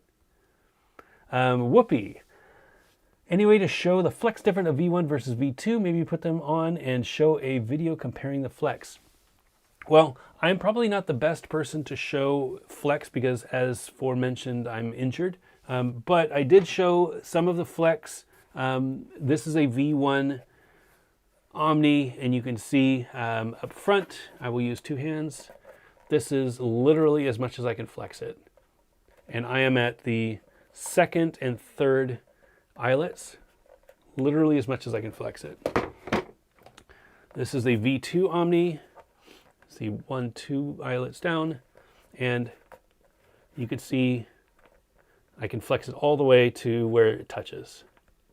That is a huge improvement, not only in flexing down, but in flexing out. The cuff, very flexible, versus the V1 cuff, not flexible. It is a night and day difference between V1 and V2. If you had any ankle issues, those are gone. If you had problems getting topside, I will say that it's a lot easier to do topside tricks with V2. I have skated the V2 Beta 5 before I got injured, and I was doing top acids like it was no problem. First try, absolutely no issue.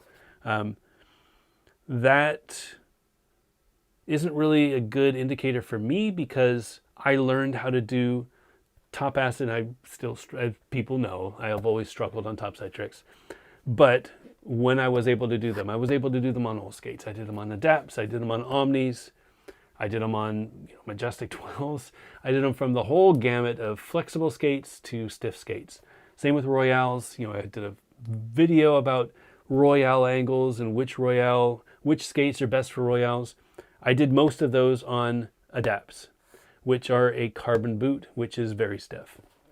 So I'm not the best person to test out the Flex, but I do hope that I'll be able to do a video in December showing the difference between V1 and V2 Flex. I hope that other people out there will pick up the skates and try them and see what the difference is between V1 and V2. That's where it's going to be really interesting, seeing the YouTubers get a pair of skates, hope they get a pair of skates, but get a pair of skates, try them on and say, this is V1, this is what I ran into, this is V2, this is the difference. I think that will be a very unbiased opinion. You've heard from, if you listen to the Jumbo podcast, Anthony Medina was on these skates. These were the skates that he was on. These are extra smalls. These are V2 material in the extra small shell. He has been skating a V1 in a small shell. Night and day difference. So much more flex, so much more comfort. He switched back to the V1 because these were a little bit short for him. He should be in a small, not an extra small, but he was testing them out just to see how they fit and how they skated. People like that who jump between V1 and V2, I think, are going to be the real storytellers here. I think it's the reason why I don't review skates anymore. It's hard for me to be unbiased. I don't know that I could be convincing the difference between V1 and V2. And to be honest, I'm totally out of shape now. So me going out there and skating V2, I'm going to fall all over the place. It's not going to be a good showing. When I was testing V1, when I was showing off V1, I was probably in the height of my skating because I was skating every week. I was so confident in V1s. V1 skates really well for me.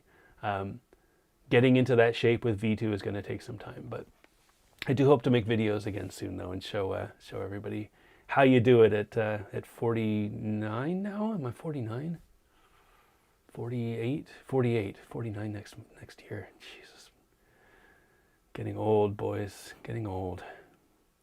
True Skate. Hey, Adam. Just do a bunch of Mizus and you'll be back in no time. That is part of my my physical therapy. Yeah, I got to do all the Mizus. 10 Mizus. No, I don't do Mizus. I don't know what trick would be good, but he has told me about how when I do jumps and transitions and stuff, I need to like tighten my abs. I don't think I've ever consciously tightened my abs in my life. But I need, unless like I'm picking something up and I tighten everything up.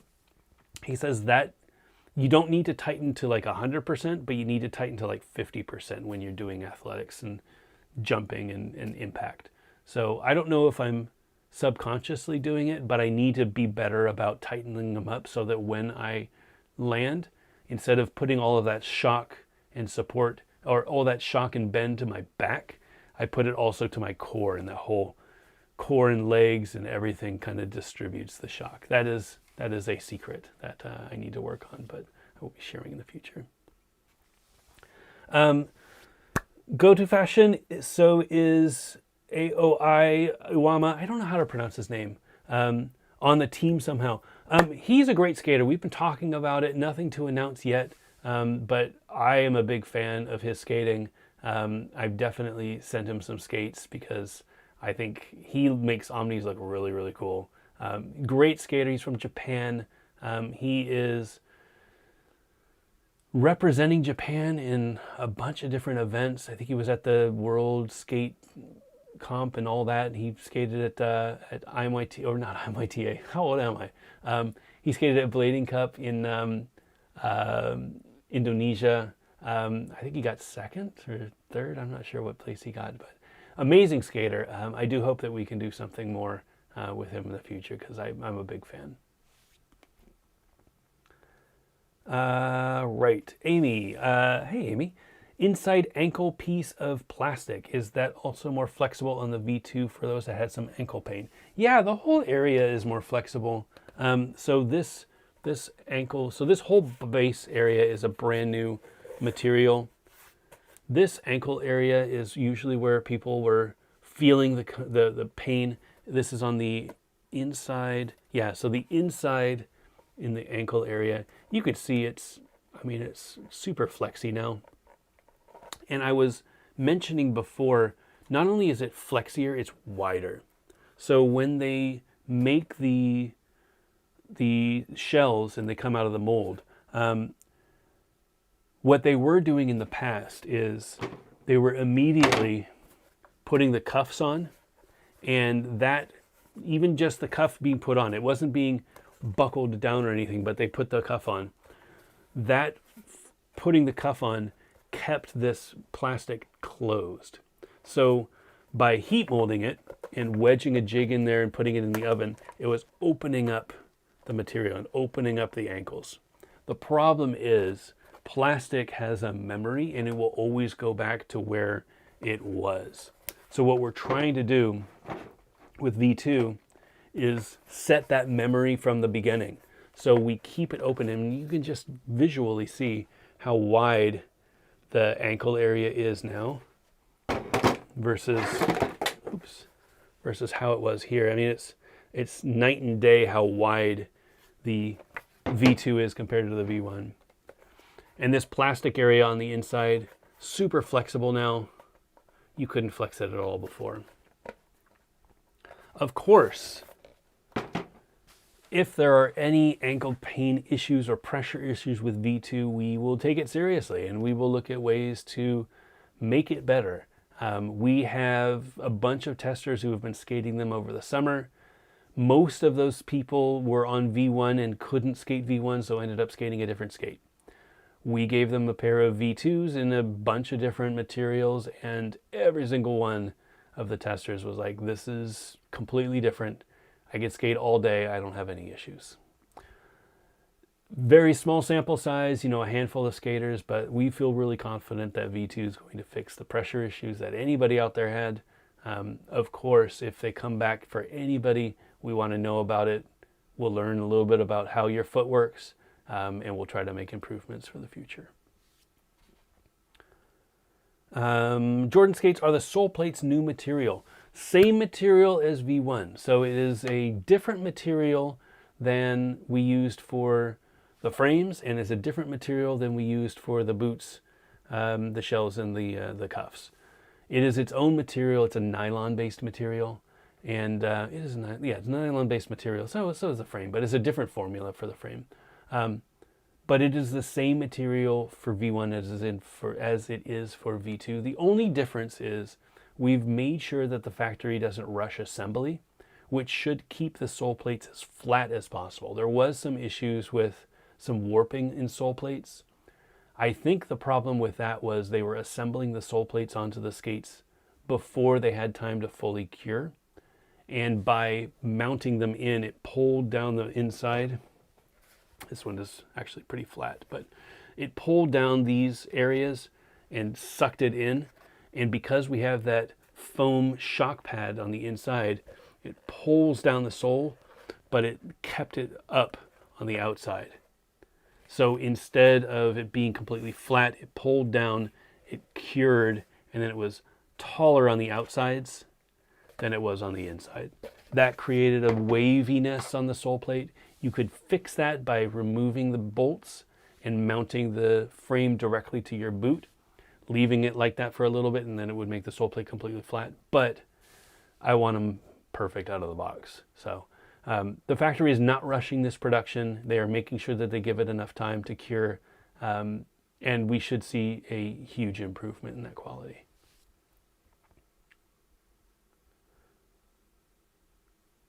All right, is that everything? I think that might be everything. That might be everything. Of course, the stream, bane of my existence, drops for 30 minutes or so in the middle of the stream. But it looks like it's good now. It looks like I ended on a good note. I'm really glad that everybody was able to show up. I do apologize. Can we buy the black V2 cuffs separately? We don't have any cuffs separate. They're not removable cuffs, so I don't have any of them. I can ask the factory, but send me a message if you want to do something funky that's not on the website. Send me a message and let me know. I'm always happy to do things for people. If you've got an idea, I'm a tinkerer at heart. So if you've got an idea for a setup you want to try, let me know and I'll see how I can help. But no, they won't be. We don't sell cuffs separately. The cuff is part of the shell, which is its own piece. Anyway,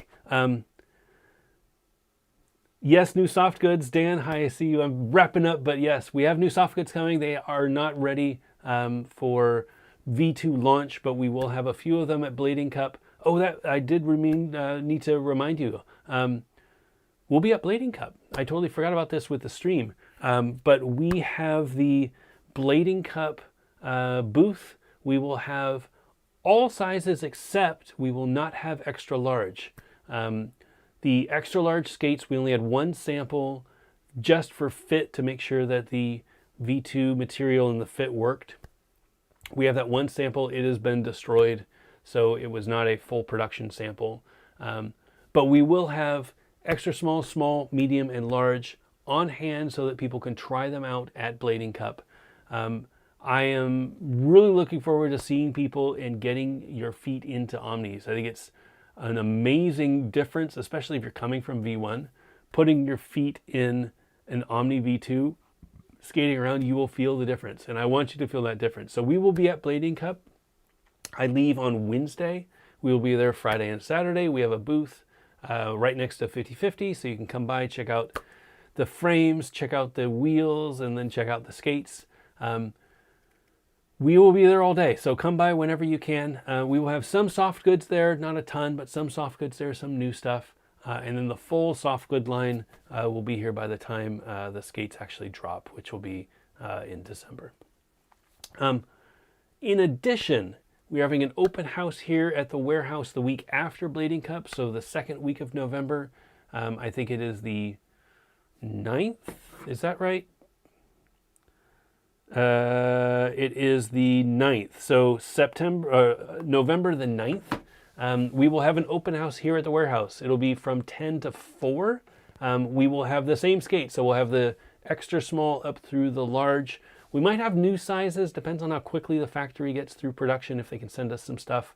I do have a list of samples that I've asked for, but again, I can't tell them to go faster and get me samples, but then at the same time say, okay, but make sure that you take your time to make the samples perfect or make the skates perfect, right? It's kind of a double-edged sword. But I am hoping that we'll have the samples. November 9th, we will have an open house, 10 to 4. It's going to be here at the warehouse, so please come by if you are interested, if you're in town, if you want to check out the skates. If you're interested in buying them, but you want to try them on before you buy, great opportunity to do that. We'll be here from 10 to 4. On the 9th, we'll be posting more information on the socials in the future. Sasha, when do the orange chroma wheels come separate? We have them here. I have them on the boat right now on their way. These are the new chroma wheels. These are the Yandi chroma wheels. I have a few samples that I'll be bringing out to Blading Cup to show off. But these are the new chroma wheels. They're the orange boys. They're 92A, 58 millimeter rounded profile. You can see it says Yandi on it, which is really, really cool. New packaging. So this is our redesigned packaging for Series 3, I should say. We're using slightly stiffer boxes, a little bit heavier paperweight, so it won't bend as easily, won't seam, what is it called? Bend as easily. But we've also got a side panel so you can see the color flowing through. You could put them on your shelf, collect all of them.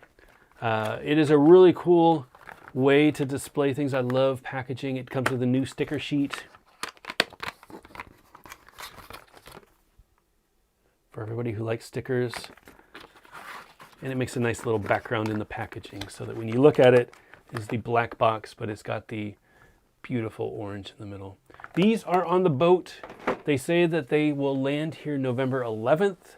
That is in the port, which I think is in South Carolina. I don't know which port they're going into, but it's usually like a week after that. So they'll be here by the end of November, and we'll be able to ship them out to shops or direct. If you want to order them, you can order them direct from the website, or get them from your local skate shop. We will be sending them out to shops as soon as they get here. All right, I think I am good. I think we are good. I think we got everything. I appreciate you all. I think I mentioned it in the beginning. I don't know if the stream caught it or not, but we couldn't do this project without your support. Even if you haven't bought a pair of skates, tuning in, telling people about it, getting educated. We as an industry don't have a lot of new projects often. I say that because I say that even though the last couple of years there's been a lot of new projects come out. It is an industry that is very small. You know, aggressive inline skating is probably less aggressive skaters than there are slalom skaters. I don't know if that's true, but I bet there are less aggressive skaters than there are slalom skaters. And that's crazy to me, but if you think about it, big picture, slalom, speed, those are pretty big sports. Aggressive is so small.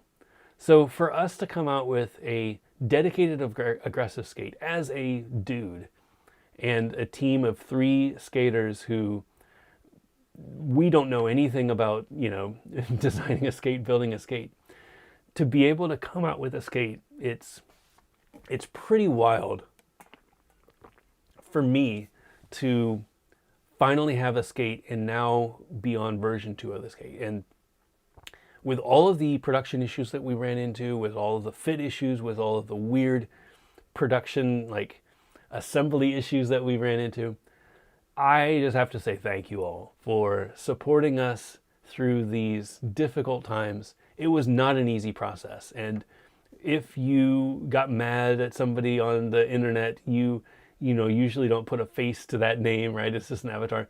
It's me. Like, there's no blanket. Like, you can get mad at Starbucks or whatever. You can get mad at, you know, Amazon or whatever. You get mad at Standard, it's me. Like, there's nobody else, you know? Like, it's me, and, you know, sometimes I get some friends to help me ship. But if there's a problem with the skates, I take it and I deal with it. So it is personal if skates don't live up to my expectations or your expectations. And I feel like V1, although I felt strongly that it was a great skate, it was not a great skate for everyone. And we've worked really hard on V2, making it a skate for everyone. It is 6 different materials that we tested. It is lots of little tweaks and improvements that should be part of a big release, but it's now rolled in as a small feature on a, you know, a second release. That doesn't happen a lot in our sport, you know, and I hope that you see that we are putting a lot of time, energy, money, and like passion into this project.